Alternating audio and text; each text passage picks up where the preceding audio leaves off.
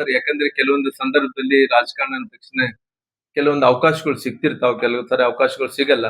ಕೆಲವು ಮಂದಿ ಎಲ್ಲ ಪ್ರಪಂಚ ನಮ್ ಕೈಲಿದೆ ಅಂತೇಳಿ ಹಂಗ ನೋಡ್ಸ್ಕೊಂಡು ಬಿಂಬಿಸ್ಕೊಂಡು ಅವ್ರೆಲ್ಲಾರು ಕೂಡ ನಾಟಕೀಯವಾಗಿ ಕೆಲವೊಂದು ರಾಜಕೀಯ ಸ್ಥಾನಮಾನಗಳು ತಗೊಂತಿರ್ತಾವ.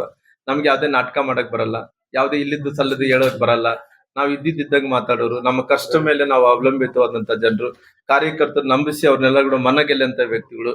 ನಾವ್ ಯಾವ್ದೇ ವಿಚಾರಗಳನ್ನ ಕೈಯಲ್ಲಿ ಕೈಲಾಸ ನೋಡ್ಸಂತ ವ್ಯಕ್ತಿಗಳೆಲ್ಲ ನೇರ ನುಡಿವಾಗಿ ರಾಜಕಾರಣ ಮಾಡಂತ ವ್ಯಕ್ತಿಗಳು. ಆ ನೇರ ನುಡಿಯಲ್ಲಿ ಸತ್ಯದಲ್ಲಿ ಧರ್ಮದಲ್ಲಿ ಕೆಲಸ ಮಾಡ್ತಾ ಇರುವಂತ ವ್ಯಕ್ತಿಗಳಾಗಿರೋ ಕಾರಣ ಮುಂದಕ್ಕೆ ಸತ್ಯದ ಮೇಲೆ ಧರ್ಮದ ಮೇಲೆ ನಮಗೆ ನೇರ ನುಡಿಯ ಮೇಲೆ ನಮ್ಮ ಕಾರ್ಯಕರ್ತರ ಮೇಲೆ ವಿಶ್ವಾಸ ಇದೆ. ಇವತ್ತಿಲ್ಲ ನಾಳೆ ನಮ್ಮ ಪಾರ್ಟಿ ನಮ್ಗೆ ಅವಕಾಶ ಮಾಡಿಕೊಡುವಂತ ಕೆಲಸ ಮಾಡ್ತೀವಿ.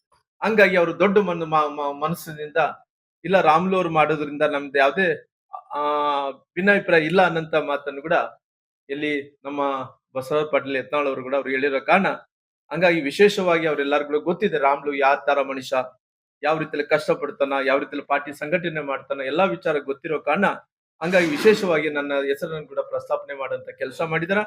ನಾನು ಇವತ್ತಿನ ಸಂದರ್ಭದಲ್ಲಿ ಸನ್ಮಾನ್ಯ ಈ ರಾಜ್ಯದ ನಮ್ಮ ದಕ್ಷಿಣ ಭಾರತದ ಭೀಷ್ಮ ಅಂದ್ಕೊಂಡಿರುವಂತ ಸನ್ಮಾನ್ಯ ಯಡಿಯೂರಪ್ಪ ಅವ್ರನ್ನ ಕೇಳ್ಕೊಳ್ಳೋದಿಷ್ಟೇ.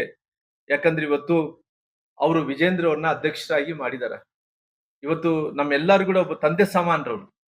ಇವತ್ತು ನಮ್ಮ ರಾಜಕಾರಣ ಜೀವನದಲ್ಲಿ ಎಲ್ಲೋ ಒಂದು ಕಡೆ ನಾವು ಇಷ್ಟು ಮಟ್ಟಕ್ಕೆ ಬೆಳೆದೀವಿ ಅಂದ್ರಿಗಿನ ಕಾರಣ ಪಾರ್ಟಿ ಜೊತೆಲಿ ಸನ್ಮಾನ್ಯ ಯಡಿಯೂರಪ್ಪರು ಕೂಡ ಆಶೀರ್ವಾದ ಇದೆ ಇರೋಕ್ಕೋಸ್ಕರವಾಗಿ ಇಲ್ಲಿ ತನಕ ಕೂಡ ಬೆಳೆದಿದ್ವಿ.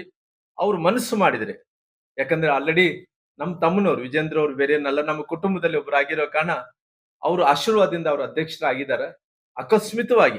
ಅಕಸ್ಮಿತವಾಗಿ ಅವರು ಈಗಿರಂತ ಪರಿಸ್ಥಿತಿಯಲ್ಲಿ ಏನೋ ಬದಲಾವಣೆ ಮಾಡ್ಬೇಕೆಂದೇಳಿ ಪಾರ್ಟಿ ಏನನ್ನ ಅಕಸ್ಮಿತವಾಗಿ ಏನನ್ನ ಅನ್ಕೊಂಡ್ರೆ ಬದಲಾವಣೆ ಮಾಡ್ಬೇಕನ್ನಂತ ಅವಕಾಶ ಬಂದ್ರೆ ನಾನು ಖಂಡಿತವಾಗಿ ಅವರ ಆಶೀರ್ವಾದದಿಂದ ಅವ್ರ ಕುಟುಂಬದಲ್ಲಿ ಒಬ್ಬನಾಗಿ, ಯಾಕಂದ್ರೆ ನಮ್ಮ ತಮ್ಮನವರು ವಿಜೇಂದ್ರ ಅವ್ರು ಮಾಡಿದಾರೆ.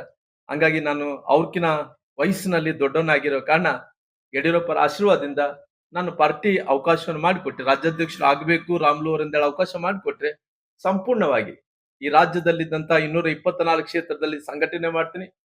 ಪಾರ್ಟಿಯಲ್ಲಿ ಇದ್ದಂತ ಎಲ್ಲಾ ಕಾರ್ಯಕರ್ತರನ್ನ ಒಂದು ಮಾಡ್ತೀನಿ.